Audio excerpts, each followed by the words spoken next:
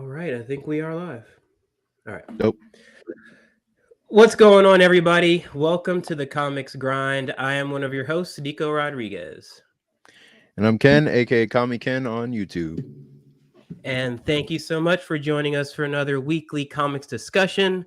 First off, before we start, apologies for my nasally voice. Been under the weather this week, so if you see me hacking up a lung here in a second, just turn away, come back, and we'll all still be here.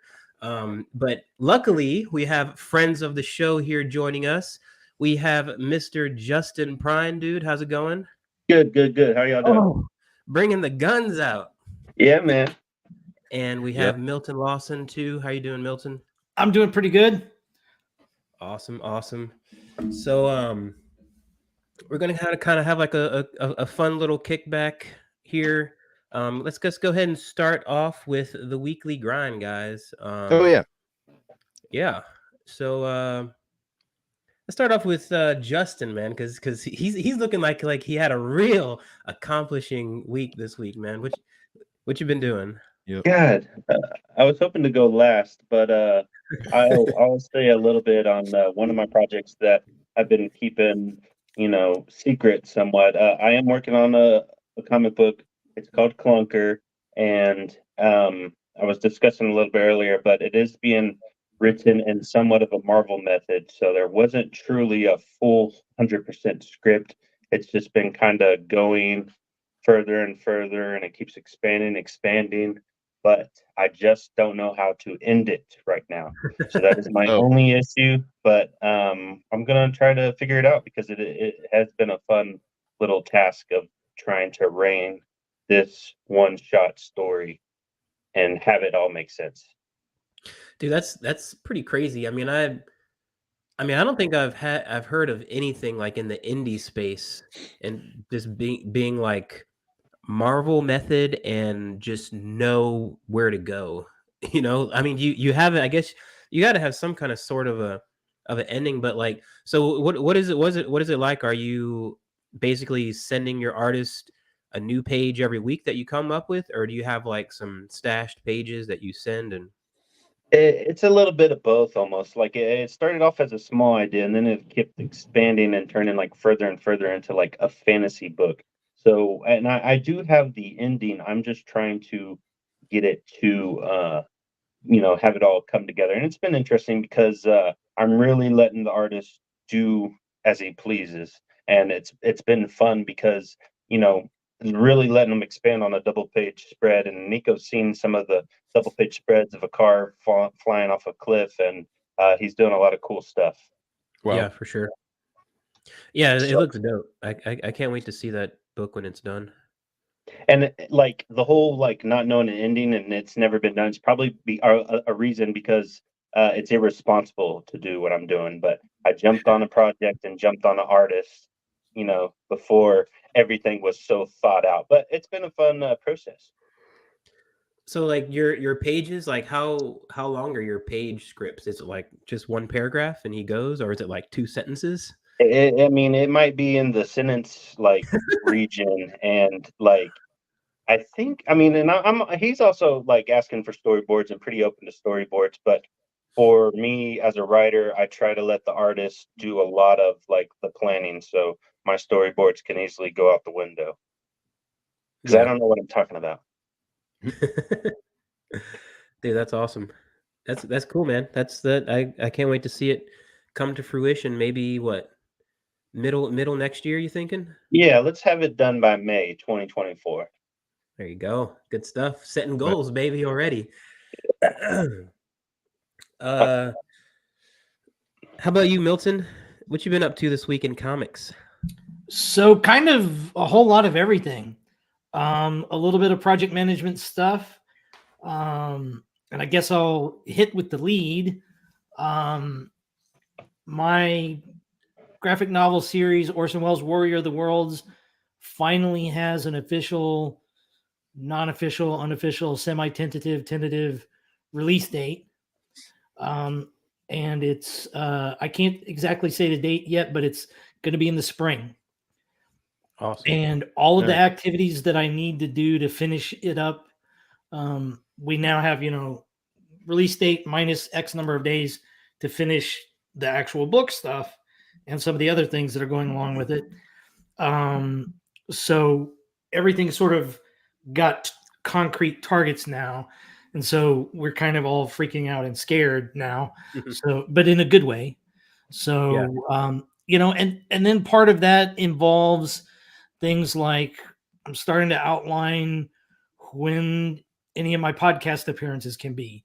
So I'm starting to, I'm compiling my list, and I'm waiting until after the holidays to start approaching people. That'll give them about X number of months prep time. And then on top of that, I'm trying to fish for like quotes, so I can put some positive quotes on the back of the book. So I've reached out to a few people for that.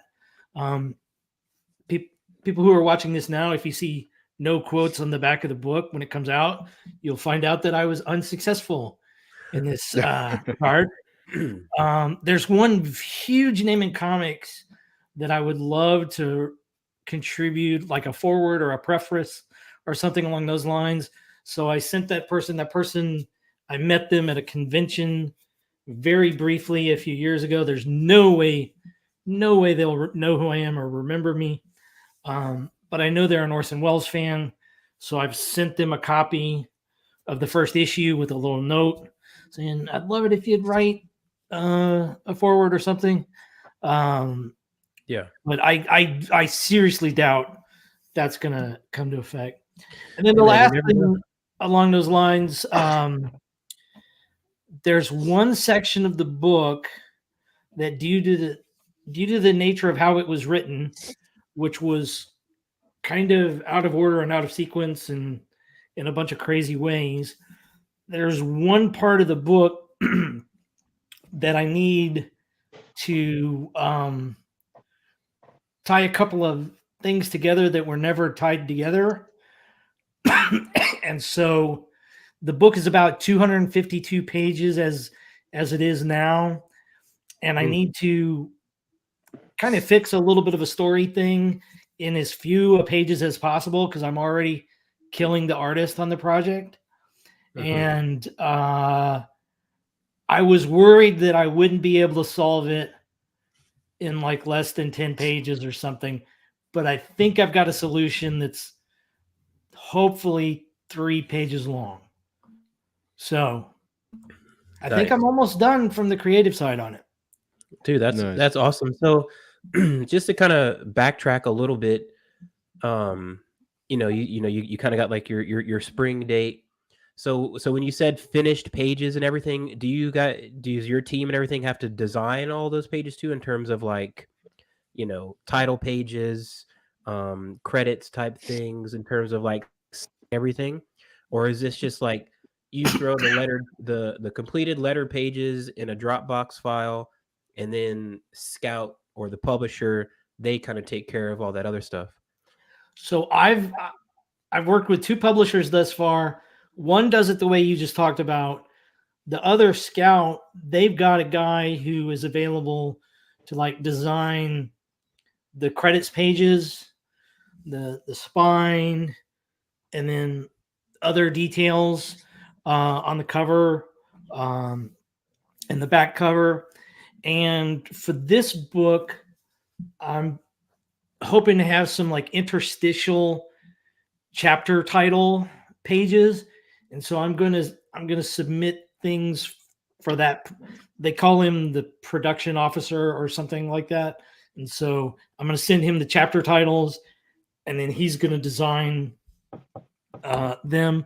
And like, I can fish out the floppy of issue 1 to show an example of like one thing that production artist did. I was very happy with the work.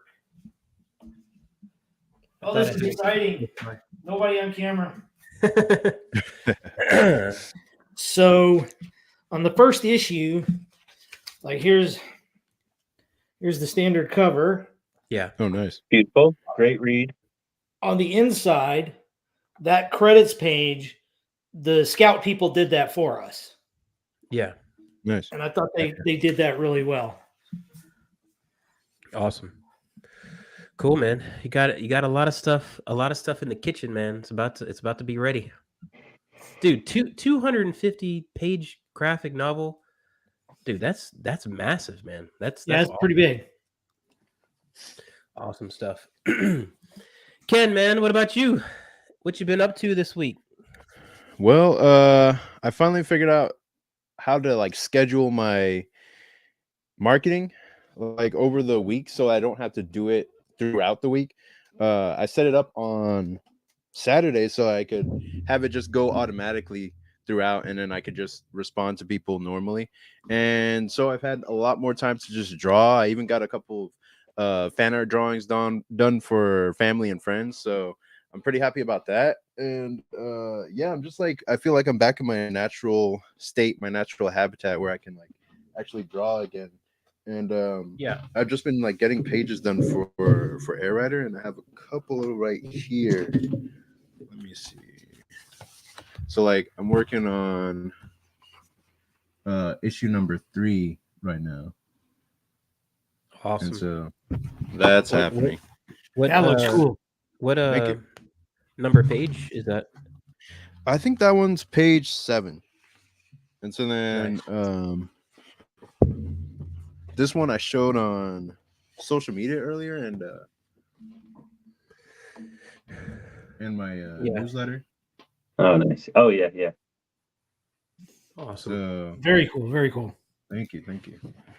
So yeah, I'm just working on that, and right now my goal right now is to figure out how to draw better and try to make it on that professional level where it actually looks like I'm trying to remove those amateur marks that I usually make where I'm just like whatever, fuck it, or where I try to guess how a hand is drawn rather than actually like look up the reference.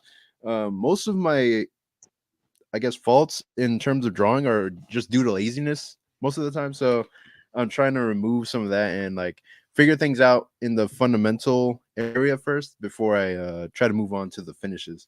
So yeah, that's been my week so far. I'm not going as fast as I need to get the stuff done in time, but I think that'll just happen like naturally over time. And the marketing for the Kickstarter in March next year, I'm just working on that, trying to make things move along in that sense. Yeah, nice, dude. We got a Christian in the live chat. I'm gonna show that comment. See if Oh, dope. Appreciate it, Christian. Appreciate it, dude. Thanks for hopping by. Hopefully, I see you're at work, but hopefully you can get some sketching time in the middle of some of your work. Yeah, I remember him from the show, man. I'm glad he showed up. Yeah, for sure. No, Ken, that's awesome, dude. Yeah, I guess because you don't have like your sign up page and all that ready to go for the Kickstarter quite yet, right? No, that's what the newsletter stuff is for. So I have people sign up to the newsletter, and then once the Kickstarter sign up page is ready, I'll have that and the landing page for my email. Yeah, awesome, exciting, dude. As far as the stuff that I've done this week, basically a majority of it. Well, this week I've been sick as hell, so production wise and everything has kind of been a little bit lackluster. And last week I was on vacation at Disney World, so it was a fantastic time. But when I got back, I had sitting on my front doorstep my proof copy of West Not South. So nice. It was it felt pretty awesome opening that box up and kind of just analyzing it, front and back and everything on it. Kind of have some changes I want to do on it. Some, both kind of technical changes and then like physical changes and things. But not a whole bunch. So I'm kind of just taking my time reviewing that because, obviously this thing it's a bigger book. So it's if you're not satisfied with something, you kind of need to make sure you kind of get it right, because if you don't, then you're gonna get a big sack of stuff that you don't prefer. Is do you have it with you right now? It's downstairs, and I was thinking about, just doing this Teasing kind of it. little maneuver, but I'm gonna save it. I'm gonna save it because Damn. it's still in its proof stage. It's still work in progress. So it'll be on here shortly, but I'm kind of going through another round of changes and getting those two done. With the publisher emailing back and forth. I'm sorry, not publisher, the printer, Right. emailing back and forth and things. But Is it the paperback or hardback? hardcover. Oh, nice, nice. So yeah, it came in, man. It feels good. Like it looks good and everything. There's just a few kind of changes that probably most people won't be either version. They would be fine with, but order of the pages and everything turned out to be correct. So that's probably the most critical item of the entire check. So that's been good. Been kind of going back and forth with that. And the cool thing with that is I have like a timeline of when like the prints would actually be here. Like I know how much time it'll take. So that kind of helps me in terms of like my shows coming up for next year, or Justin, Milton, and I, and our friend Rashid and Chris. We all signed up for tables at Comic Palooza, which Oh, is wow, like nice. which is like the big Comic Con of Houston every year. Right. And that's in May. So at the very least, me, Justin, Milton, we kind of all want to have our content ready to go for that one. So we kind of, we know how to go about the next handful of months. Other than that, art wise, I've kind of been doing a lot of sketchbook stuff. Just little sketchbook comics and some doodling and kind of paint tests in there. I really do like some of the stuff I'm putting in there, and like I really do want to, and maybe this can be on my goal list for next year, is to make some kind of a sketchbook print, with like some of these sketchbook comics I'm doing with some of the sketches and things. Right. Because I think that there is some real cool content in there, but so that's been good, is because I've been throwing around some ideas of like next projects and things, but I'm not like hard set on any of them right now. So I'm just in this kind of like, I don't know, this little middle phase.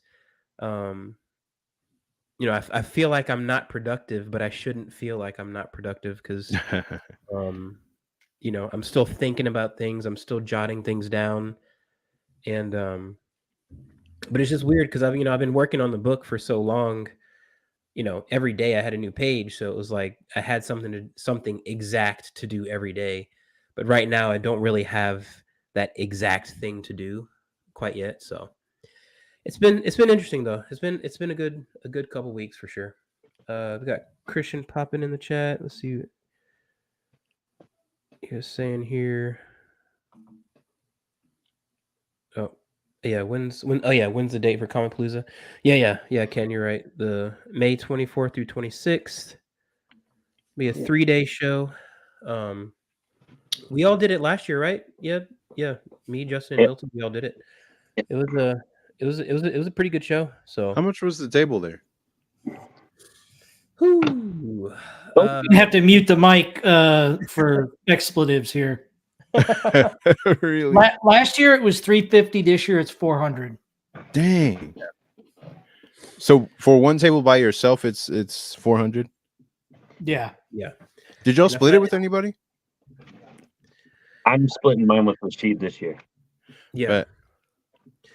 Yeah, it's I want to say it's an 8-foot table too, so it's a little bit bigger than like Most shows, yeah. standard 6-foot. Right. I was thinking about it, but it's kind of like it gets to that point where it's now I've got that easel that like I put in front of me now, so I can sketch on it. I'll have as long as everything goes smoothly, I'll have my graphic novel, so I'm gonna need like space to like really display that, you know. Right. It's kind of Was it? like, yeah. Go ahead. Oh, was the show worth it? Like was it worth it financially to go out to?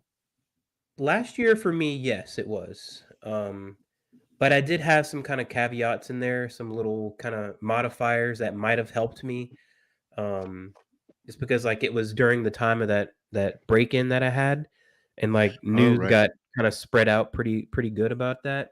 Uh, So like I had a lot of people that knew about me just from that occurrence.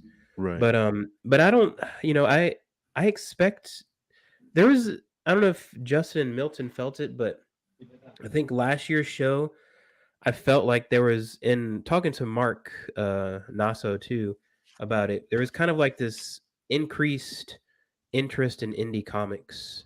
At least that's kind of what I felt at that show.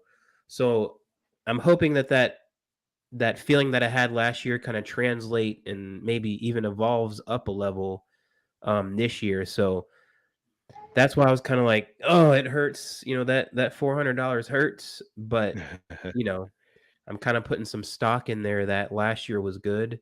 Um, and hopefully this year is the same. But Nice. yeah, but that's some good stuff, man. Weekly grinding. We're all doing good comic stuff. We appreciate all those of you who are watching live. Thanks for tuning in the stream. If you got any comments or questions that you want to chat about, definitely throw those in the comments, and we'll put them up and we'll discuss them for sure. But Milton and Justin, so we've kind of, Ken and I, we've been kind of talking about our 2023 recap and just kind of some of the things that we have planned and that we might want to do for the 2024 year. We kind of wanted to get, since you guys are close friends of the show and you've had your kind of episodes as well earlier, kind of get maybe a few of the things that you kind of have scheduled out, or some of the things that you kind of want to highlight from this past year, and then maybe some things that you want to get into for 2024. Milton, let's go ahead and start with you.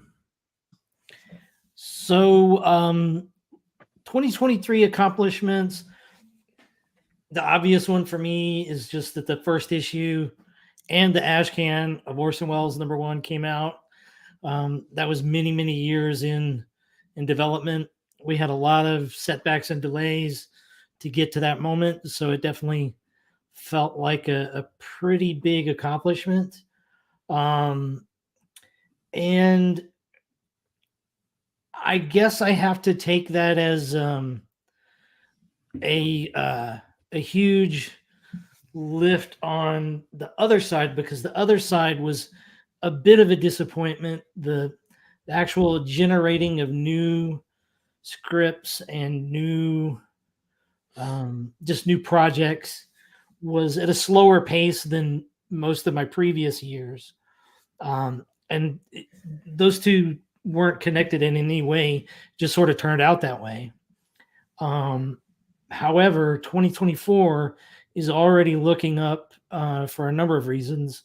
One of the other projects that I've had going for a very long time, in fact, it was pretty much the first comic project I ever came up with around 12, maybe 13 years ago, is this cyberpunk story called Splinter City. And we've had a lot of delays on that one as well, but it looks like we're probably going to be set to launch the Kickstarter for the first issue from it probably somewhere in April, May, or June. And this week, if anyone follows me on social media, we dropped a pretty awesome trailer for it that I didn't even know was in progress. The artist on it just sent it to me, and I was completely blown away. I'm like, holy smokes. Yeah, I was going to ask you if you had like an animator do that or something, or if the artist who did it was yeah, I met Jacob Dudek. Yeah, I met him for a little bit at Heroes last year. Yeah, super cool dude. Yeah. He's a graduate of SCAD. Oh, nice. So he's, sort of like Ken, he's got the credentials and the super skills. So yeah. I'm very excited about that. And then next year, I've got just a ridiculously ambitious set of goals. I'm working on comic scripts, but I'm also working on a film script, a prose novel, and I'm even starting to do filmmaking tests with the notion that I might try to shoot a film in 2025. So yeah, Hell yeah. if you guys invite me on a year from now, I'm either going to have the most awesome set of accomplishments to list off or even more disappointment. So we'll see how that goes. Dude, that's awesome. So with Splitter Cell, is it so you're gonna kickstart that first issue? Do you already have like the rest of it going, or are you gonna like kickstart that first issue, see how it does? If need be, it could be a standalone issue. How's your approach going to be with that? I mean, I know you still got some time to think about it, and we'll probably have you on, once that thing starts going and everything. But do you kind of have a idea of your approach as of now?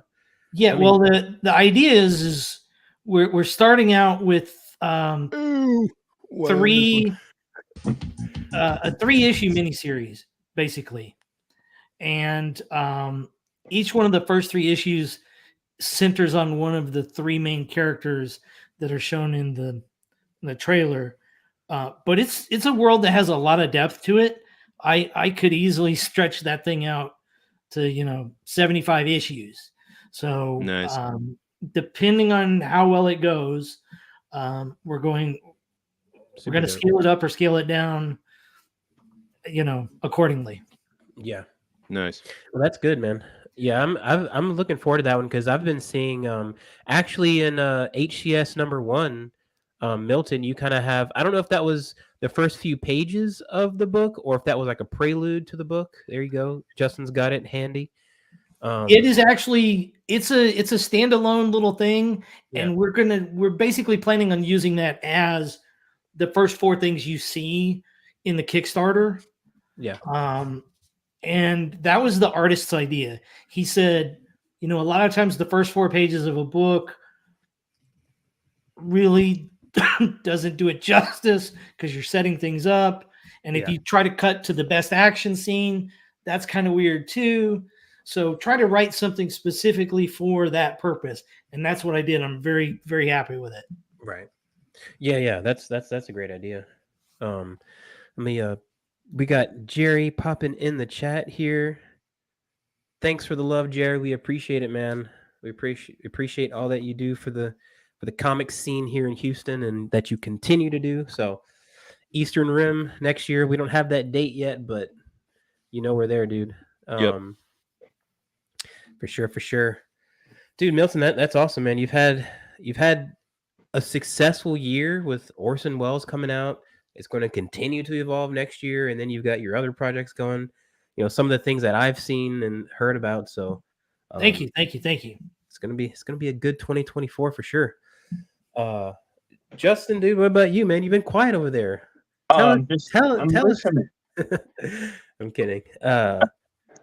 How is your 2024? I'm sorry, 2023. Maybe talk about some of the shows, like success at shows. How is your approach going to be next year for that kind of stuff? What you got? Well, 2023 was a big year for me. I did a nice handful of comic conventions, new ones and old ones, and we all had a lot of fun. I think I saw most of y'all there. We're attached at the hip to some of y'all guys. And Ken, you've been to a lot of the shows lately too, so it's awesome, and I'm happy to see you out there.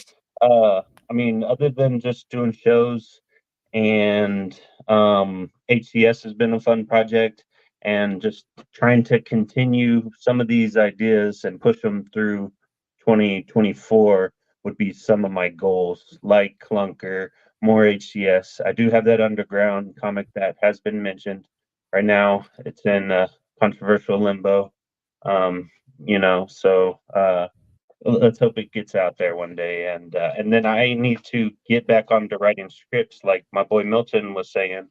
Um, I've written many scripts, and then I like lose steam on it, or I lose art, or I hear that Marvel did this and used this name, even though I ripped it off from them anyways, but they weren't using that name at the time. So it's just all over the place. But I No, think I answered your questions, and I need to get a table sign and a banner too when I'm at comic conventions, Yes. so people can see me. I've been telling Justin about this for, dude, like 2 years now. But yeah, we all know that some kind of identification like helps tremendously. Yeah. It just like brings the whole booth together and all. right. Justin, kind of talking about 2023, we never really got your take on GalaxyCon over in Austin, because it was one of those ones that we all did and just kind of had weird experiences on. Yeah, it's the show you don't really want to talk about, really. Dang. I really had a lot of fun, at the show with the guys when I was there, because there was a small window of the convention where I just said, "Hey, you know what, guys? I'm gonna just go walk around and look at stuff." And I was gone for like 2 hours, 3 hours. Yeah, Yeah, I so think we all did that. yeah, that's kind of reckless, but I mean, I had a lot of fun. Everything was fun besides my comic book sales. The few people that came by, it was tremendous and wonderful and a blessing. But we were staring at a wall for the most part. So I Dang. think, and yeah, so it just wasn't that great. But I was able to, talk to Howard Chaykin or talk to Ben Temple Smith and just Yeah. walk around, pick up some indie books. We met some cool indie guys there. I looked at some wrestlers. I watched panels of Jim Shooter, watched panels of Howard Chaykin and wrestlers. So that was fun. Milton and I went out for drinks and had food and all this stuff. So it was a good time. Yeah, Yeah. I will say, like, the comics guest lineup at that spot was fantastic. So it wasn't a complete failure. No. There was good stuff. But like kind of like plan into that a little bit. Any kind of like lessons learned over like this past year, from all of us. Maybe one is GalaxyCon. I don't know. It's very specific, and it was also its first time doing that show in Austin too. So maybe we should give it more of a break. But what about any kind of lessons learned, man? Ken, anything you can think on that front? Yeah, lessons learned. And this is something that's kind of been percolating in my head for a while. Is like, whenever you think the action on a plan is going to take like maybe a week or 2 weeks, plan for 6 months, because it never goes off exactly like how you think it will. It's always, oh wow, yeah, that would be a great idea. Let me just get started on that. But you have 100 other things you need to do before you can even think about getting started on the first step of whatever new plan you just had in your head. So if I had like a whole new story that I wanted to start on, I couldn't just drop everything I'm doing right now or everything that I've gotten momentum on and just start doing this whole new like idea that I just came up with. I have to any new idea I have, even if it pertains to what I'm already doing, it takes a while for the wheels to get in motion on it. And I had to like plan for that before I just jump into something new. So my lessons learned for that situation is just, when you have a new idea, just think about it, think about how it fits to what you're already doing and the momentum you already have going. And if it fits, go for it. If it doesn't, you can always hold off on it until later. But a lot of these things that you think is just going to take a day to do or an hour, multiply that by 10, because it's never exactly how you think it's going to be. Yeah. On most of that, I agree with. On some of that, like sometimes I'm just like, I've got something percolating in my head so much that I just like need to do it now, and like I can't put it away until I do it, you know? So I think there's times where like those windows of opportunity will open, and Yeah. then you gotta You strike while gotta you have that. yeah, you gotta stay up 24 hours, you know? Right. Like You gotta strike while let you it got that window, but if yeah. there's no open opportunity for it, then it's like, dang. Like all doors are closed and it's even harder for you to start doing it, then I just won't even like entertain the idea. Yeah, yeah, for sure. Yeah, that's good stuff. How about any of you other guys? Any lessons learned from this past year? I'll go. I need to be way more organized. I need to be at a drawing table more often. I need to do a lot of things. So I'm gonna keep working on that slowly but surely. All right. I You don't started I off mean, you hot don't 2023 with new books that I've been sitting on forever, and it just and then we're gonna do 2024 real big too. You know. I mean, Nice. you don't need a drawing tape. You don't need to be at the drawing table all the time. I mean, just keep a sketchbook with you, man. I'm gonna I chain mean, myself to this table. I was just reading Noah Van Sciver's one of Noah Van Sciver's books, and it's like I don't have it here with me, but it's a small kind of handheld book. That whole comic was all done in his sketchbook. Yeah. So like you don't it's like Ken was saying, man, like strike while the iron is hot, man. If you feel something, throw it down. You don't have to wait to be at the drawing table. Yeah. Please don't what is it? Please don't step on my Jinkos. Yeah. Jinko jeans. Yeah, I saw you post this online somewhere, and then I found it at like a little bookstore, and Oh, I just nice. bought it. Oh, dude, that's sick. Is it Yeah, good? yeah, Like it's I good. haven't read it yet. Yeah, it's good. It's like it's short strips. You know, it's not one continuous story, but you know, a lot of what Noah does is he takes his life, maybe fictionalizes it a little bit, but it's mostly true. You know, but it's just yeah, Jerry right there saying it's a fantastic comic. Yeah, it's great, man. It's slice of life, but you know, in a very kind of dry humor, dark humor kind of way. Oh, I like dark Um, humor. So it's like yeah, just like that. yeah, it's good stuff, man. Yeah, Yeah. so on my vacation that I had last week, it's like the perfect travel sized book. So yeah, Nice. it was fantastic. But oh, we got Andrea in the chat. Nice. Shitty What's up? sci-fi joining late. Hey guys. Yeah. So Andrea, when you get a second, throw your Instagram in the chat so we can put it up. But she just um, self-published her first comic, and I believe she's selling it on her website or something like that. Andrea, clarify that and throw your Instagram in there or your website. But yeah, so Milton knows Andrea a lot longer than I do, but I met Andrea a couple years ago at Comic Palooza, and she was working on her comic at that point, but she's got it done now, and she's printed it, she's selling it, so super exciting. Nice. But yeah, Noah Van Sciver is proof, Justin, that you don't always need to be at the drawing table. So get on it. Got it. Yeah, I mean, as far as like, you know, lessons learned from me, I think one of the big things is that kind of, you know, creative burnout is kind of a real thing because there was multiple times this year when, I was still having fun drawing and painting and everything, but you know, there was a time when it was just getting so much because I was just trying to finish like a half a page a day, you know, and to try to plug away and get this thing done.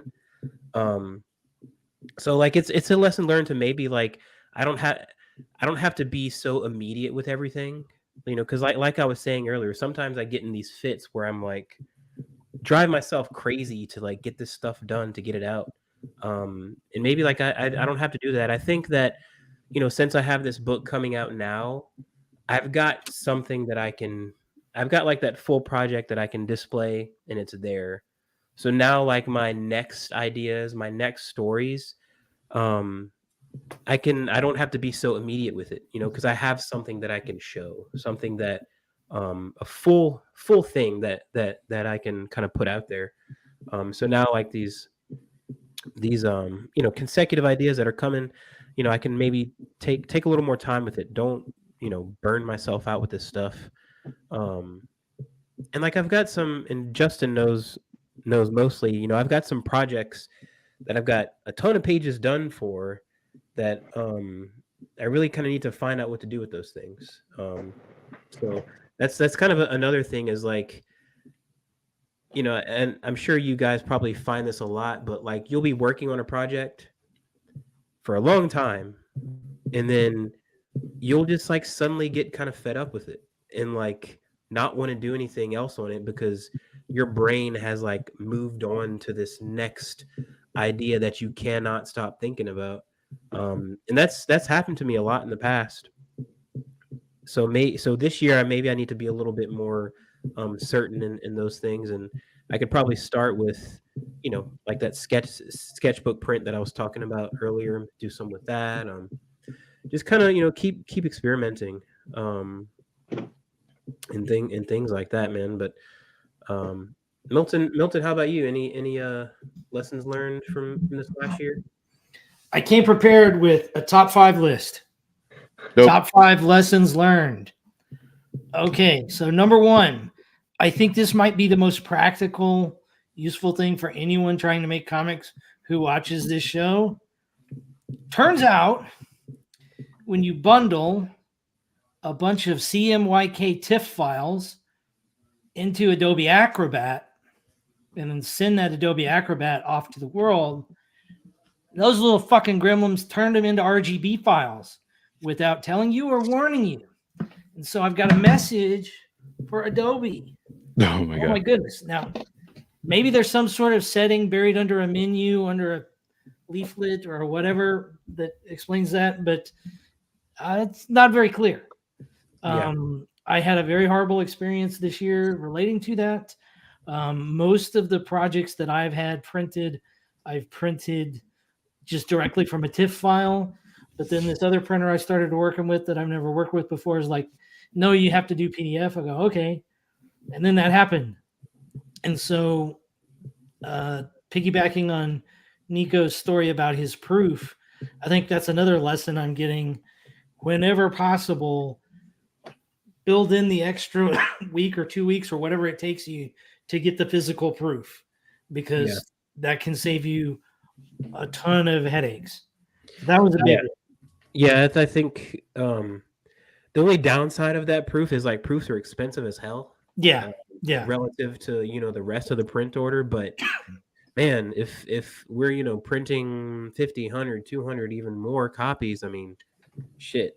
Spending $50 to $100 on a proof, it makes sense. Yeah, as someone who is on the wrong side of that experience, believe me, it's worth it. You did the right thing there. Okay, number 2, placement next to your buddies at shows. I don't know if I've learned a lesson here yet or not. I got placed next to Nico and Justin and Chris Duray at Comic Palooza, and it was amazing. It was fantastic. And there was kind of all sorts of synergy by the fact that we were all together. We were able to recommend people coming to our booths like, hey, check these guys out too. They do cool independent stuff too. So then when we went to the Austin show, we asked to be put together. And that ended up getting us put in the literal worst spot of the convention floor. And part of me thinks that was because we effectively asked for a 4-table block. And I think it's harder for convention organizers to put you in a good spot if they have to put 4 of you together. So it might be a show-by-show thing, but I'm kind of thinking, I love you guys, but the next time we do Austin, I don't want to see you, or just hope that the gods, roll the dice and we end up next to each other by accident.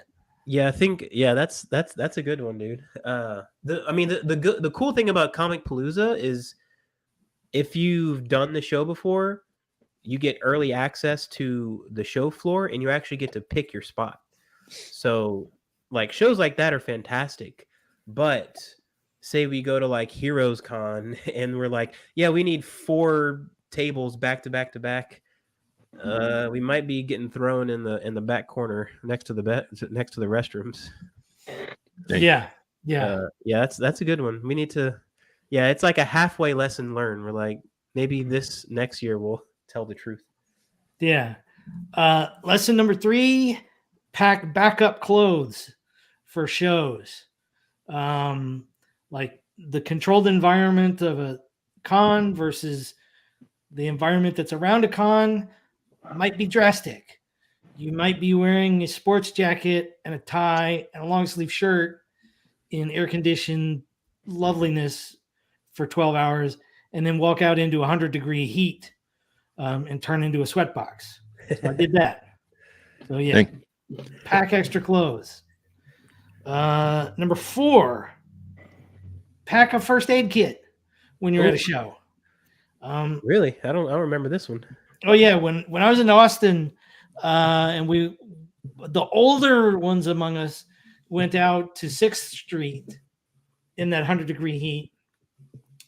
I had a small wound burst, and if you did a top 5 list of like worst places on the human body that a wound could burst, it's in the top 5. It wasn't in the top 2. Okay, so get your heads out of the gutter for that. But it was in a very uncomfortable anatomical location in 100-degree heat, and I had no first aid kit, so I had to go back to the convention center and ask the security people, "Hey, can I get a first aid kit?"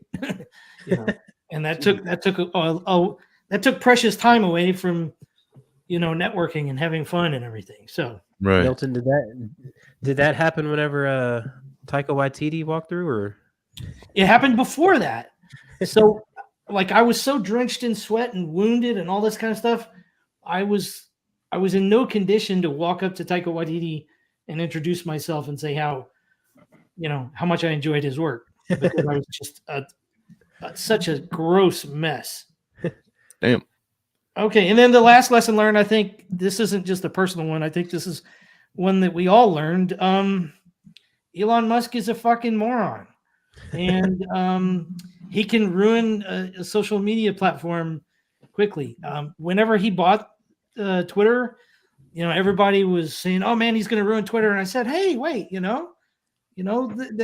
Twitter needs some changes. Let's see what happens." And well, what happened is he's ruining it. And I think the lesson learned for all of us is like we may have thought that our various followings on various platforms, we really don't own those. Those aren't our assets. They're temporary and fleeting. And we need to, what we need is those connections with the people through whatever channel it is. So part of my plan for 2024 is to broaden, my participation on some of these other channels that are rising and falling. There was that time period about halfway through the year where everybody was signing up on the latest. Yeah, I'm on the Buzzbee. I'm on the, the Quirkaball and Blue Sky. Quirkaball. Yeah, yeah. And like Blue Sky, yeah, perfect example. That to me, from a technical point of view, that one had the most promise in the structure of it, and it's just not catching on. The Quirkaball was good though. What's that? Breakable was good though while it lasted. It was only out for like that day and then it just disappeared. That's not real. Y'all made that up. I was famous on it real fast. 24 hours of fame. Yeah. Yeah, that's a good one, Milton. I mean, I think that's why Ken and I we've discussed it on the show before, but that newsletter, that email subscriber is such a huge thing because, social media goes down, all these other avenues go down. If you have an email, I mean, I have 2 emails, one that's like my art email and then one that's my, for everything else email.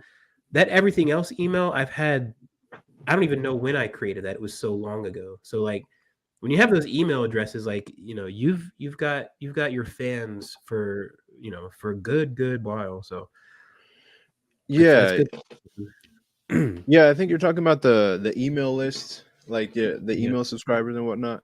And yeah, I was gonna add on to Milton's point about that because an email is when somebody gives you their email, it's more of an investment than a a follow on social media or a like. Yeah. It's like they're giving you access to like their personal place where you can reach out to them. And so if you send an email, they have a much higher likelihood of seeing what you post in the email than what you post on social media. There's times Right. where I posted on Facebook, Instagram, Reddit, YouTube, wherever, and I asked like family members or people that I talk to regularly, and they say they never saw what I posted. But Right. if you have their email, they have a much higher chance of seeing whatever you got going on Yeah. when you actually do post it, because it's directly connected to a place they go to check on, like maybe they get business emails through their Gmail, or they just get more important things through their email than they do on social media. Social media is like you can take it or leave it, but an email is like it's a magnitude of importance higher than a post on social media. So I don't Right. count likes and subscribes or follows too much on social media. Like those are nice, but really what you're trying to do is move them over to your email list, which is traffic you do own, which is like um it can't be taken down if a social media platform dives in quality or goes up in quality. Like it's not affected by that. So Right. that's what all the most like the highest level business books all um recommend, is to get people on an email list so that you can keep sending them like messages, marketing, that kind of stuff, and then put that into your products that you have going on. Yeah. Yeah. Yeah. I have a little more to say on that here in a second, but let's throw up some of these comments here. Oh yeah. We've got Andrea. She's saying that she is going to be at Comic Palooza 2024. Oh, she's going to have a second book done before then. That's awesome. Andrea, are you going to be tabling there? Or are you just going as kind of fan to kind of network? Or are you going to have a table? That's awesome though. We got Julius popping in.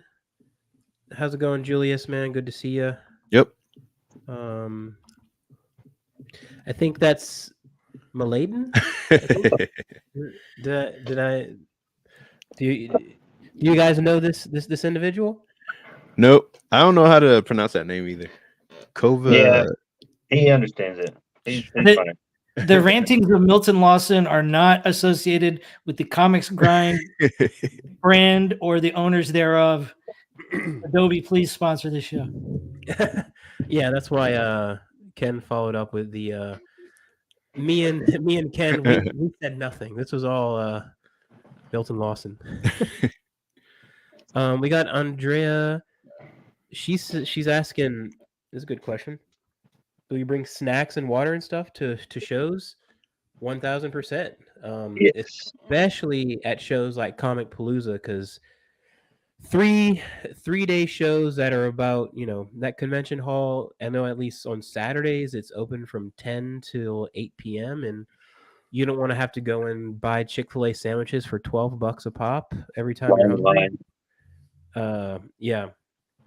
So yeah, for sure. And I don't think I've ever had any issue with any show telling us that you can't bring water and snacks in and things.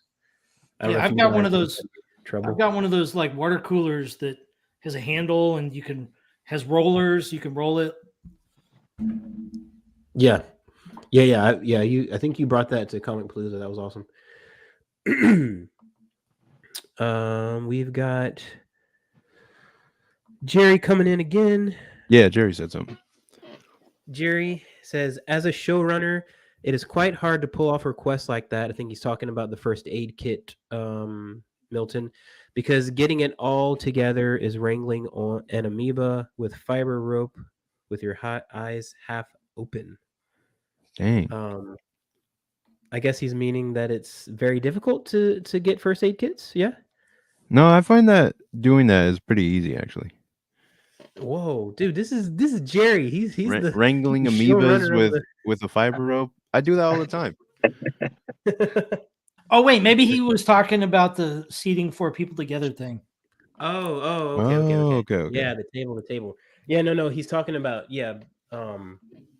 putting like 4 more people together, and so yeah, for sure that makes sense. It's hard to do that.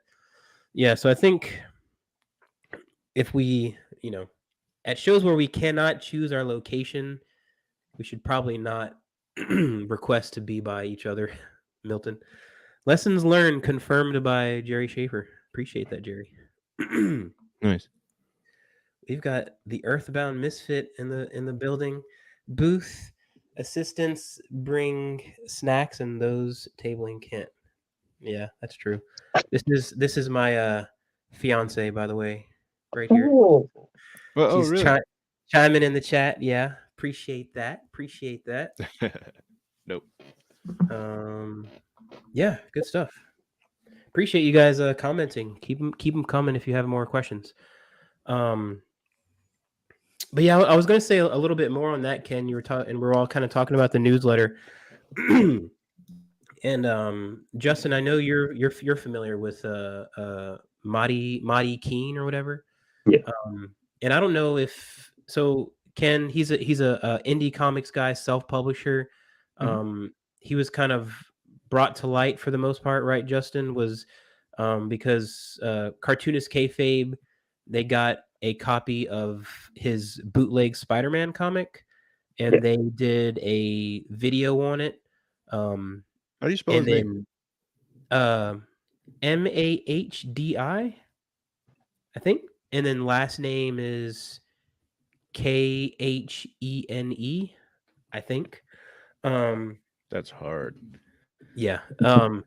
But anyway, so he kind of got publicized there on the Cartoonist Kayfabe channel with this book, sold out of all his books immediately right after from his website and all. And basically kind of just gathered a very solid following on that. But the reason I bring that up is because on one of the latest episodes of Cartoonist Kayfabe, they were talking about him, and because they saw him at a recent convention, and said that he recently quit his job and is doing comics full time, and a big part of that is because now, after all that happened, he has an email subscriber list of everyone, of all these new fans. They signed up for his newsletter, and now it's a thing where he's basically putting, and he's prolific, dude. He is, I mean, you follow him on Instagram, it's almost like he's posting a new comic page of a new comic every day. It almost seems like.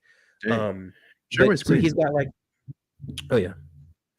So he's kind of got like, according to what Cartoonist Kayfabe was saying, he's kind of got this thing where he's putting out a new book every 2 months.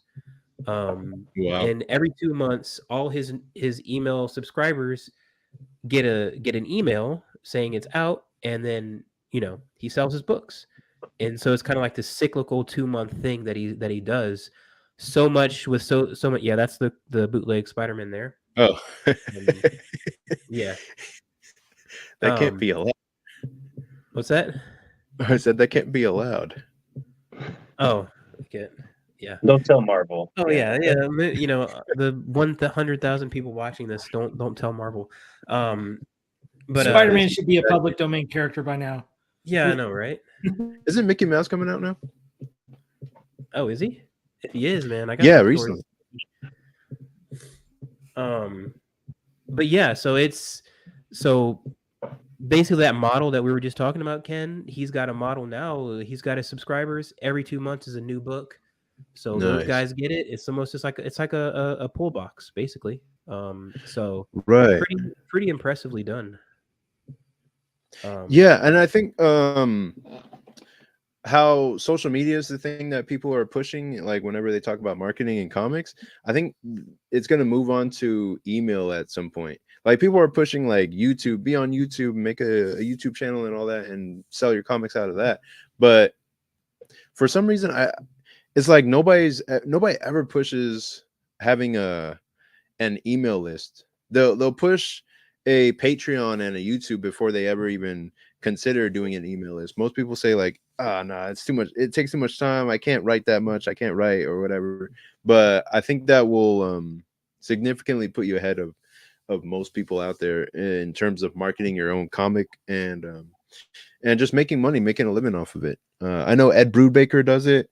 Mark Millar, he does it. And what's the guy that makes Brian K. Vaughan with Saga? He does that as well. Hey, Milton, can you like get to the status of Mark Millar or Brian K. Vaughan or Ed Brubaker already, and like What the hell? so we can all so we can all benefit from these massive writers.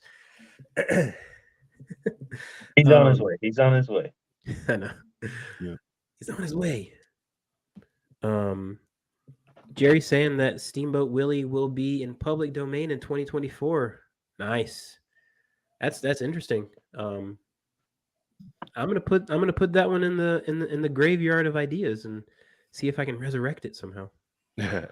Yeah, people already have like their ideas lined up for what they're gonna do with Steamboat Willie Mouse and all that. Yeah, because I did see on IGN they posted some kind of like video game that looked very Steamboat Willie, but it was like a first-person bloody massacre game, and I was like, Oh, really? I don't know if that has anything to do with it. Andrea is asking, how can she put a page in HCS?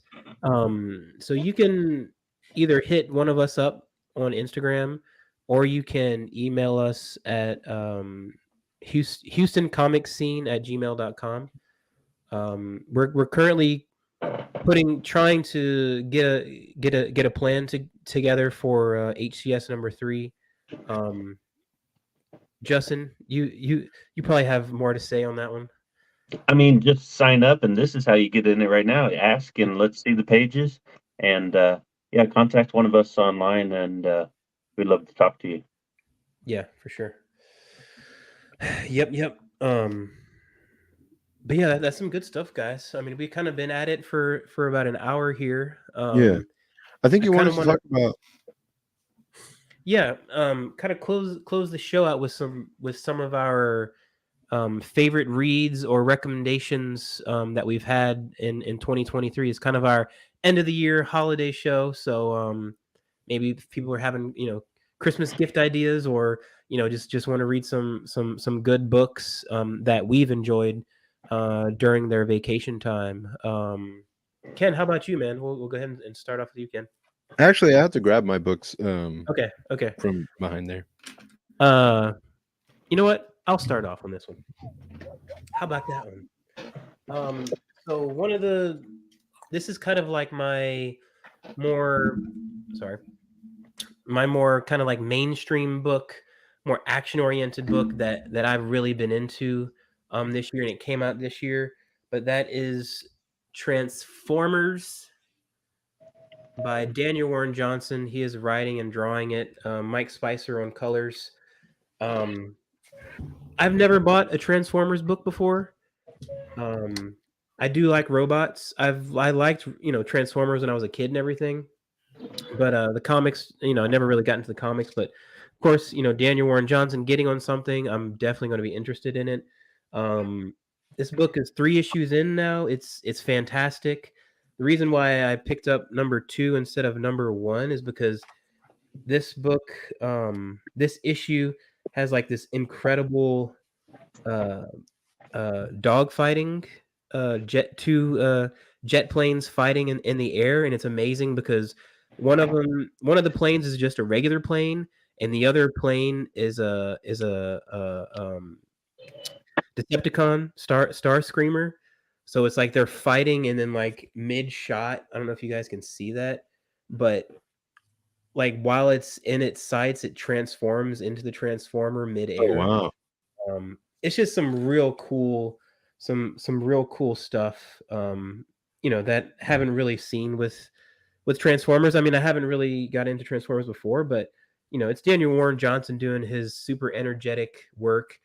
And like, Daniel Warren Johnson is one of those guys that he's just has the gift of being able to both write and draw amazingly.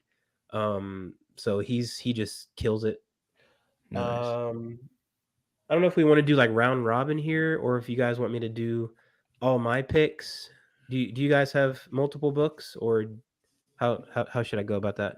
I have a few books we can get to like very quick. Yeah, go ahead.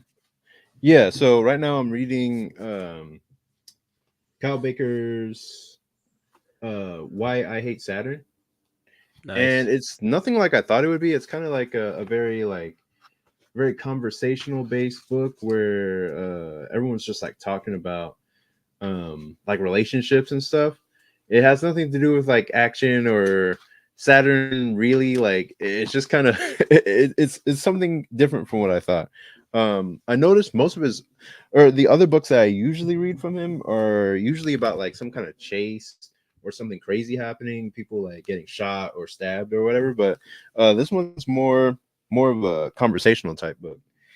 And I'm also have you checked out the what is it, the Wallywood picture show, or what? I forget the whole name, but the Cowboy Wally show. Yeah, the Cowboy Wally show. I have it, but that was kind of like more of a conversational kind of thing going on too. But right, yeah, I haven't gotten to that half of the book yet. I'm still making my way through the Saturn part. Gotcha. And then the last two I got here, I just started reading 100 Bullets. I'm starting with book. What is this? But there's no number on this. I don't know. I don't know which number book this is, but it's not number one. The 55th bullet. It could be. I don't even know. But it's really good so far. It's more of a like a crime noir type thing. It feels a lot like The Wire, and it's not very like action heavy oriented or more like procedural. It's not even that procedural. It's more like focusing on the crime aspect rather than on the police. But it's interesting in terms of the art. I really like the art. Are you a Riso fan? Because Riso to me, he's kind of one of those guys he balances like right in between like being like on a more indie, quote unquote indie style and mainstream. He's kind of like walks that line so well. His style really reminds me of Jaime Hernandez's style, and like I like how Eduardo Riso, he's able to boil everything down to its primary elements, and you still understand what's happening, what's in the story. And I love how he draws like everyone's expressions, like I don't know. I just love his style, and it really helps tell the story. And the writing is great in it. And then last thing, he uses black ink like amazingly. Yeah, it really balances everything out. And then the last thing I'm reading is Hellboy in Hell. Nice. Is that the black and white edition, or is that just a? No, this is color. Okay. It's just a hardback. Yeah, I have all the soft covers. Nice. Like I really don't understand what's happening most of the time. This is my first Hellboy reading. That's so I don't. That's like the fourth book in the entire. That's literally the last volume in the Hellboy. Oh, really? Saga. Yeah. Oh, okay. Because that's probably why. Yeah, I've never read it. I don't know what's happening, but I like the art and I like how interesting it looks. Yeah. And it's really popular in Japan for some reason. I don't know why, but it's like really? Yeah, it just looks really cool. And I think they got a video game coming out pretty soon. Yeah, I did see something on that. Before we move on to you guys, Christian is asking, how do y'all edit your stories? Do you ask friends or hire an editor? Like, how do you know when an idea needs editing? That's a really good question. That's a good question. Both of those things are fine. You just have to have, friends that are willing to read your stuff. I know maybe Milton, you probably, I don't know if you've ever edited for somebody too, but you might have more experience with working with editors. For me, it's mostly friends, family, close ones is kind of how I do it, which isn't the best way because you don't get the best you don't get the best feedback because sometimes they don't want to hurt your feelings and things, which it's understandable. But obviously hiring editor is a great way to go, but it's going to cost you some capital, but sometimes you Yeah. need it. I know you brought up Brian K. Vaughan earlier, Ken. Brian Mhm. K. Vaughan says he never uses editors in his stories, Wow. which is interesting because he's one of the biggest writers in the world. So but yeah, Milton, do you have anything to express on that? Yeah, sorry, but I'm going to disagree with Nico. Don't ever use friends. Don't trust them. They're going to pop up your ego. They're going to treat you nice. Yeah. Share with people who don't have a vested interest in your success. Join a writers group. If you're doing comic script style, some people might have a little bit of an issue with adapting to it, but I mean, it's words on a page. I think that they can tell you the heart of whether what you're saying is working or not. That's the most affordable way to go.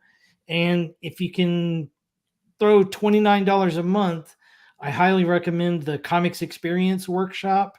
It's a workshop with a lot of other writers and artists.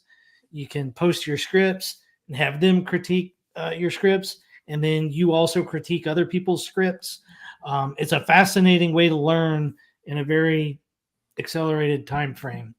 So, and then I guess the last thing, there's a famous Neil Gaiman quote about feedback and editing, and it goes along the lines, I'm going to ruin it, but it's along the lines of like, if multiple people tell you that there's something wrong, quote unquote, with your story, they're almost always right. But when they then try to tell you what the solution is, they're almost always wrong. So take the basic feedback of, hey, you need to adjust it, but trust yourself and adjust it yourself. Right. Yeah. I mean, I guess just to clarify my thing, for final edits, you probably you don't want those close individuals doing it, but because sometimes like when you're you write a couple pages or something and you want to get like a quick just, hey, can you scan this thing? I think friends and things can kind of Yeah. Oh yeah. in that regard, because you don't want to have to like say you write 6 pages, you don't want to like send 6 pages to an editor and say, hey, edit this, and then like send another 6 or whatever, because like the comic making is such a long process. You might and I just literally did this today with you.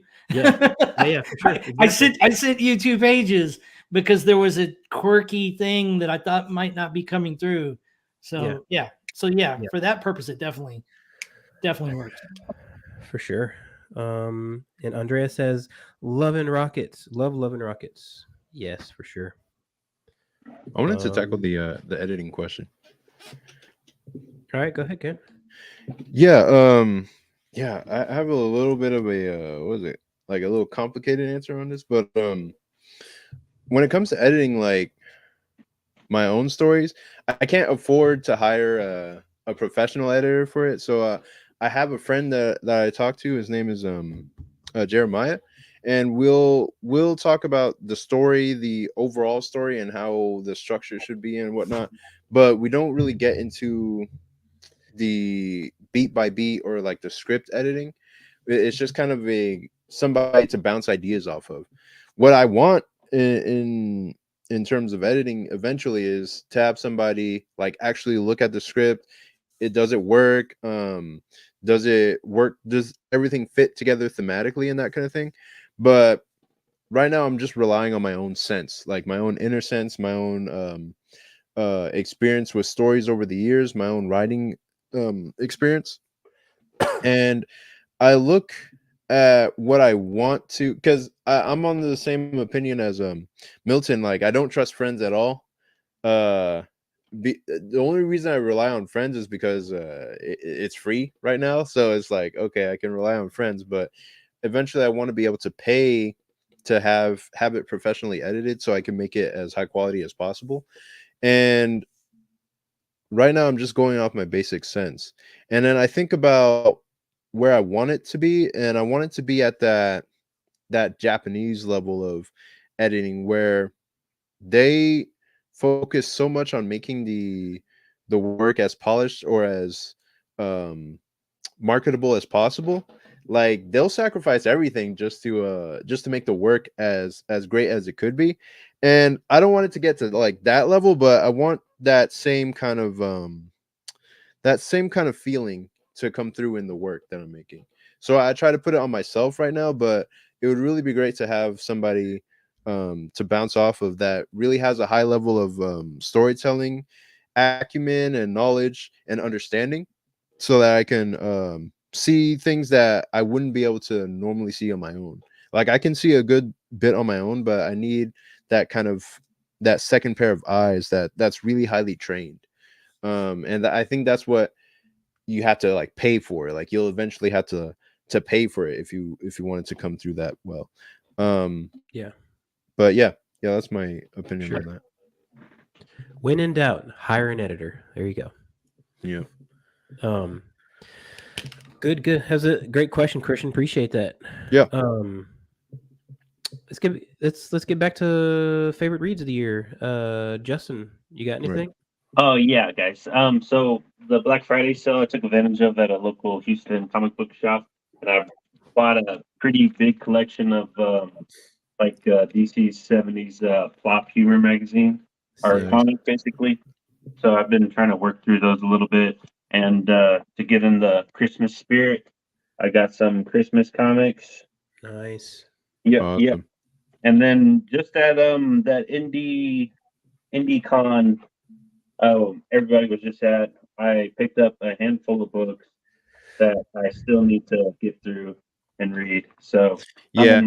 this is my read pile right here, and I got many more reading piles. So, but that's where I'm at on what I've been checking out this year. Good Nice. stuff, dude. For editing, I get my lovely, beautiful wife to edit my comics, and then I bounce ideas off of different people, and to see if I can, finesse it into a comic book script. Nice. Boom. Yeah, I mean, there's really, there's not a right or wrong answer. I mean, it's what works for you, So, Milton, how about you, dude? Any good reads of 2023? Yeah. Well, I've got a graphic novel recommendation, a prose novel recommendation, and a movie recommendation. And Nico, did you see that I put a link in the chat to play the movie trailer? When I get to that point, can you do the magic thing that you do with the to the side? Yeah. All right, but before we get to the movie, I think I can. Can you want to take care of the sharing the screen thing? Because Yeah, I can do that. You have the link, right? Yep. Sweet.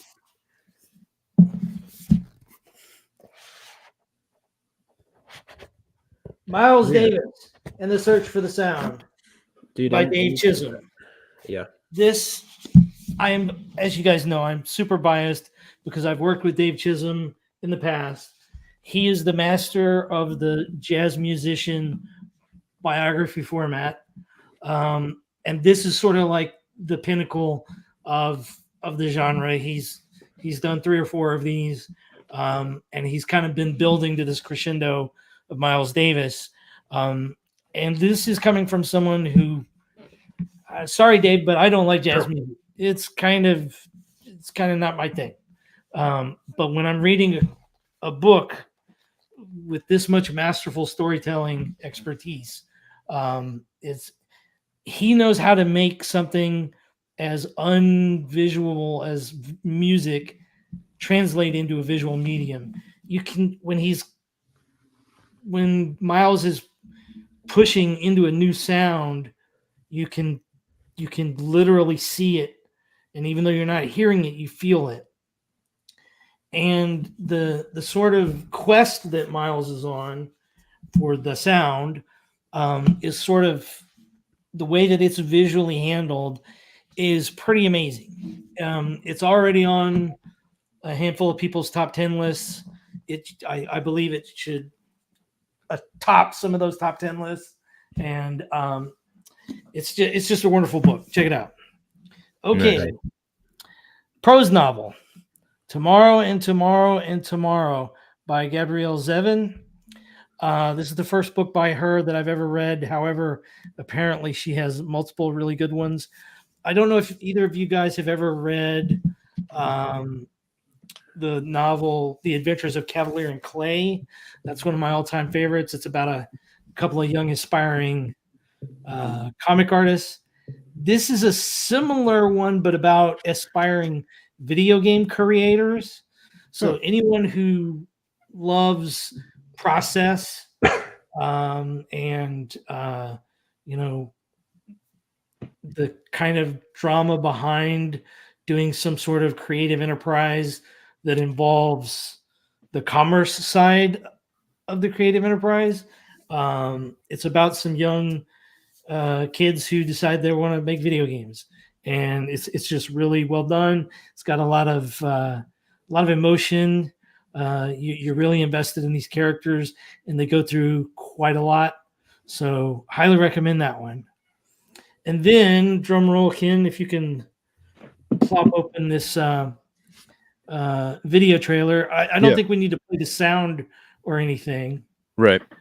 But I was fortunate enough to see a sneak preview of this film that's not coming out until probably around February. It's called The Taste of Things.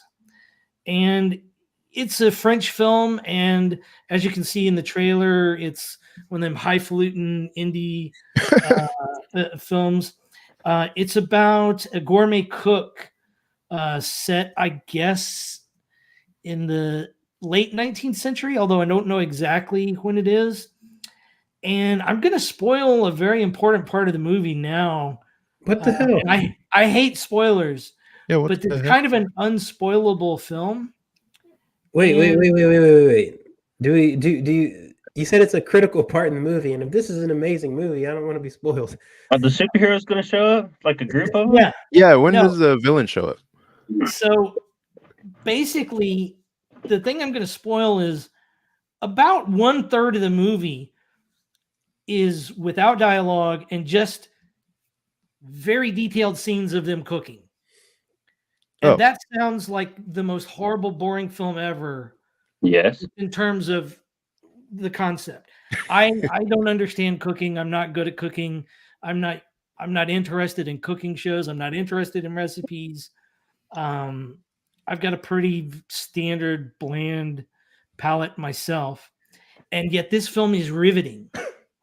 And anyone who's like a fan of comics or a fan of movie making or a fan of creativity, I think you'll find a connection in this, because it's about this gourmet cook who's like a creator, and his obsession with all of the details in the process is very similar to what we're talking about here with comics, our obsession with all of the details of the process.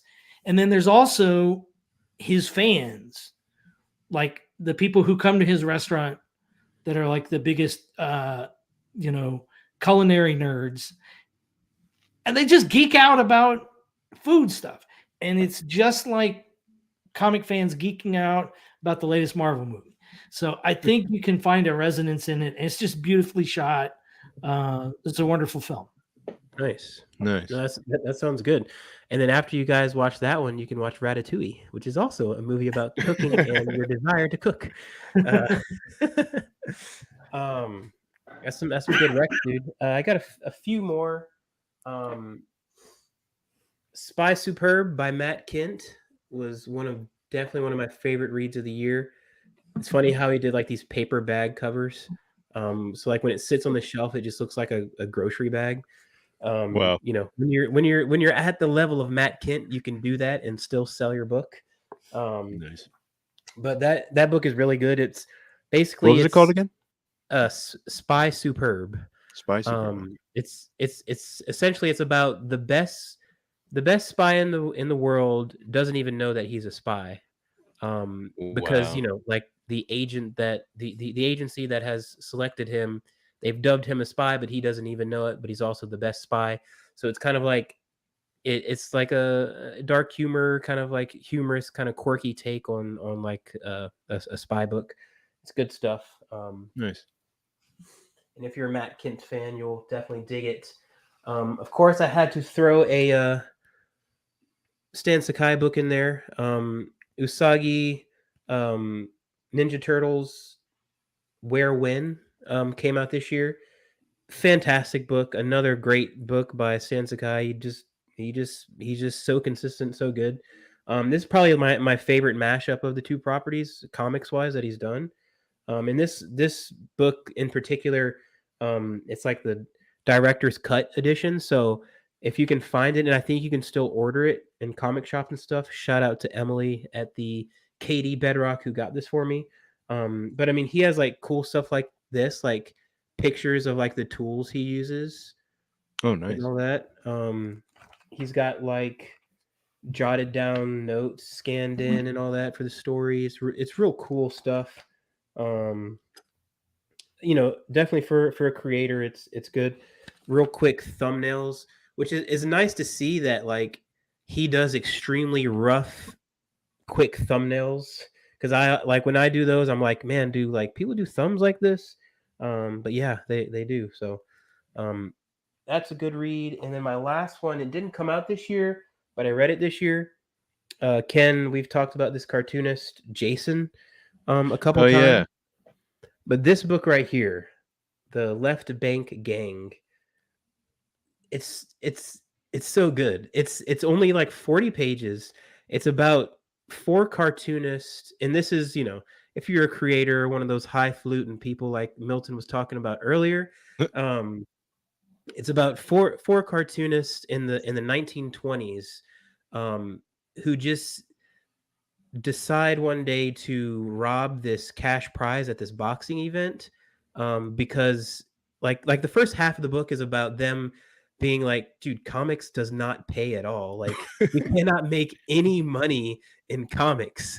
And like, how come I'm only just now hearing about this? This is amazing. This is like what I want to do. It's a great book, man. It's I wanted to do a heist. But like, yeah, we talked about in your episode, Milton. Yeah, that seems to be a running theme. But like the way this guy writes dialogue and just like this dark humor and the plot that just the crazy, almost Quentin Tarantino. Why can I think of it? The one with all the colors. The guys are all called the colors. Reservoir Dogs. Reservoir Dogs. Also known as City on Fire. Yeah. So almost like evolves into some wild, crazy plot at the end. It's a fucking fantastic book. So this was probably, it might be my favorite read of the year, in all. So nice. Check it out. Yeah. To build on that, I actually recently read I Killed Adolf Hitler by Jason, and that book was a very quick read, and it was just really interesting. I don't know how else to put it. Like if this book that you're talking about is anything like that one was, I definitely want to check it out. Yeah, he has that same kind of, he has that language in all of his books that are pretty much consistent.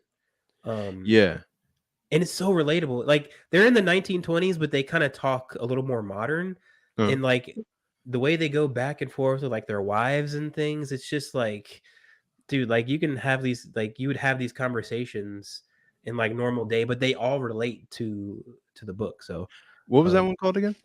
It's called the Left Bank Gang by Jason. Left Bank Gang. Okay. Yeah. I'll write that down.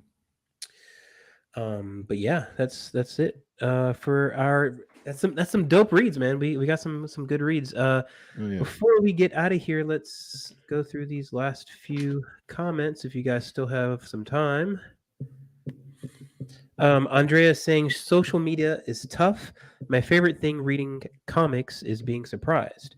How do you showcase your work and find your comic audience niche without spoiling it? Oh, that's a good question. I got plenty of thoughts on that.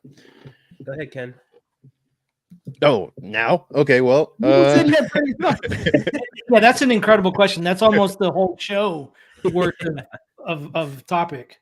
yeah, Um, it really is like something we could like dive deep into, but you know, I'll give like so what? go ahead, Ken. You got it. Oh, I'll give like the quick kind of cliff notes here.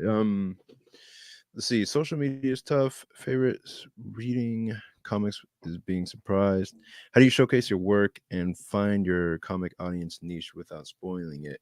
And this is something I asked one of my friends, Ngozi Ukazu. She does this comic called Check Please. It's a hockey comic, and she said what you want to do is post your comic on social media as if you're doing fan art for your own comic. Like you want to be the biggest fan of your own comic. You're posting like tidbits about this character here and there. Like you're posting like work in progress stuff on about your comic, but you're not always putting context to what your story is about. You're just giving little bits and pieces here. You're being your own biggest fan on your social media. So it's like you're posting art pieces, you're posting like um panels here and there, and people are like and it would be like interesting panels where people are wondering like, okay, what's going on here, like what's the context around it, and that kind of drives them over to wherever your comic is posted. This is the strategy, I guess, for web comics, because that's what she did. That's what her comic was until she like published it. But that's what I do as well with my comic. I'll post like panels and tidbits here and there about my character, and or like the characters in the book. And that's why I see a lot of the other guys that are like big on social media, they'll do the same thing, because nobody really knows about your book.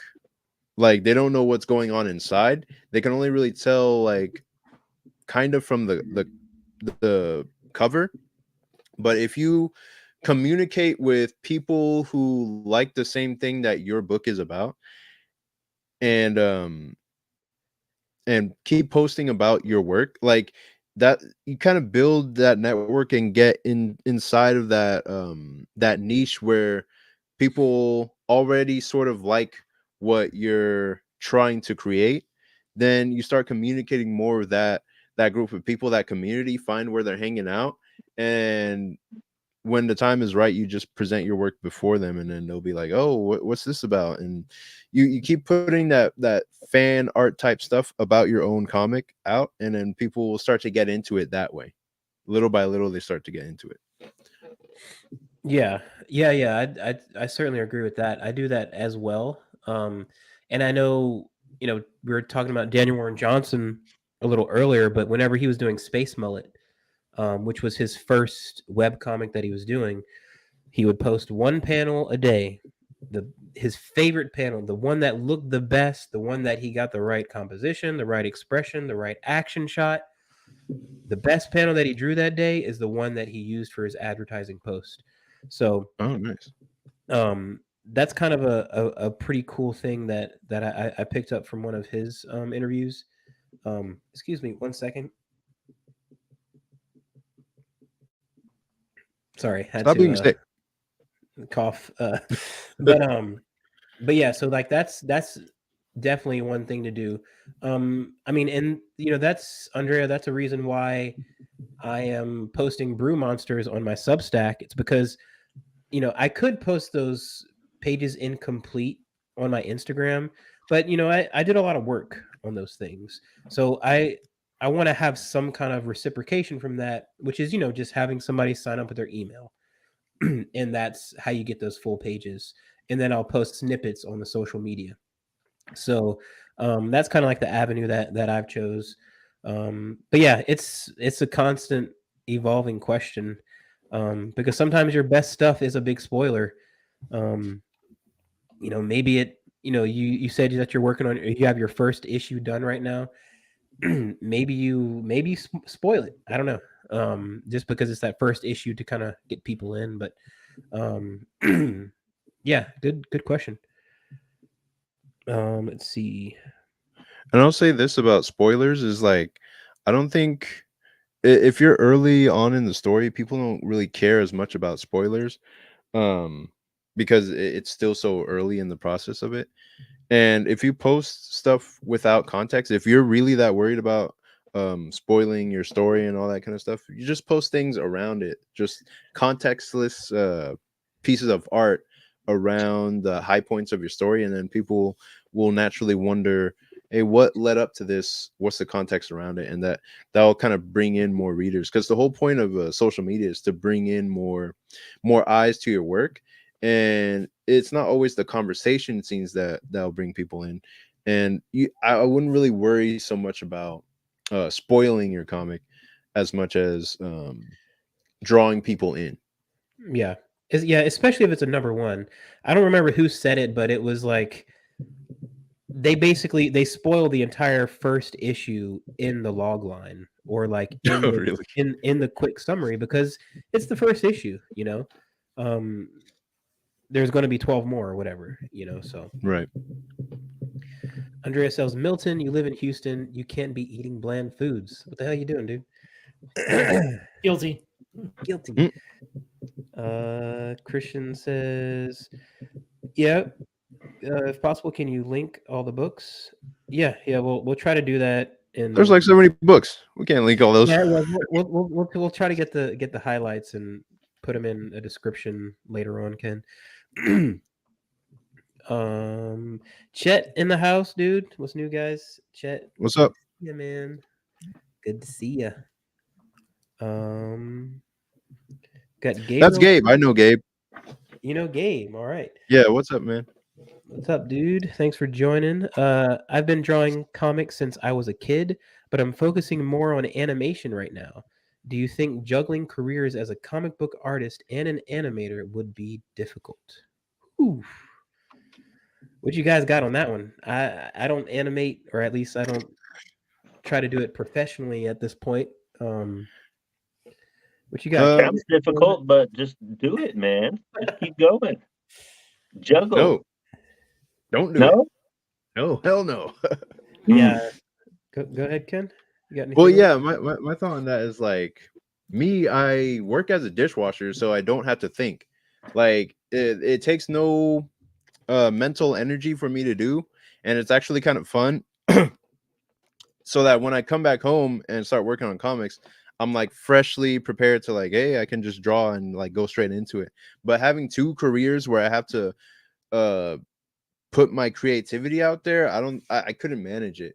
There's no way I could be an animator and a comic book artist, unless one was related to the other.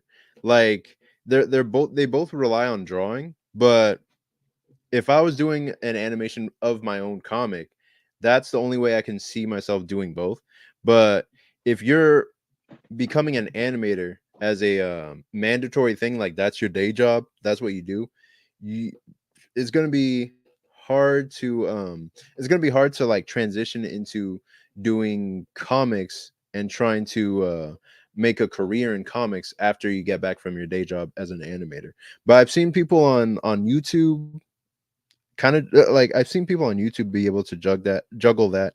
They'll talk about how they do storyboarding at a company or whatever, and then they still have time to do their like maybe little sketchbook comics here and there on the side. And I'm not sure how they manage it. They found a way to make that work, but for me personally, I can't make both those two things work at the same time. So there's a few people that I can link that make it work. Yeah, I mean the only thing I have on that is I've only kind of seen people do one or the other successfully. At least I think I haven't really seen an animator consistently working full time in animation and then having a successful comic book career at the same time. I usually see Right. it like comic book artist first, moves on to animation because it pays more, or animator gets tired of animation, jumps to comics. I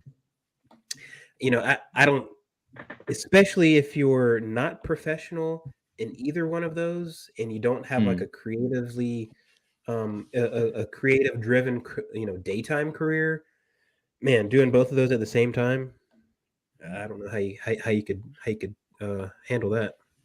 Yeah, The the thing thing I else. like about it, though, at least they're complementary skills. Yes. Yeah. Sure. 100%. Oh, Sorry, Yeah. yeah. Gabe. Choose one. Next. Choose one, Gabe. Next. I was about to say, one is always going to be subordinate to the other. So like you'll always have one in the primary seat, and then you'll be doing the other on the side. So me, I'm trying to make a career out of comics. If I wanted to do like little animations, it would be on the side. But if you're trying to make a career in animation, if you wanted to do little comics, it would have to be on the side. It couldn't be your main thing unless you're trying to make it your main thing. But that would be a slower process built up over time before you can transition fully into full-time comics. Whereas how Nico was describing it is like most people do it one after the other. So like a lot of people will get into animation first, and then they'll take all those skills and storyboarding and art skills into comics and then make great comics. And some people will start off in comics and then eventually work their way into a more stable like animation job with a company and all that. So There's a lot more usually it money happens. in animation. Yeah, absolutely. And it's usually like one after You the had to other. focus on one. Yeah. One after the other, or one is more of a hobby rather than the main job. Come on, man. Just be a pretentious cartoonist and just like make comics in a basement every day. Yeah, and he says that he's thinking of doing animation as his main career and doing smaller comics on the side. Animation is the chief focus for sure. There you go, man. Yeah.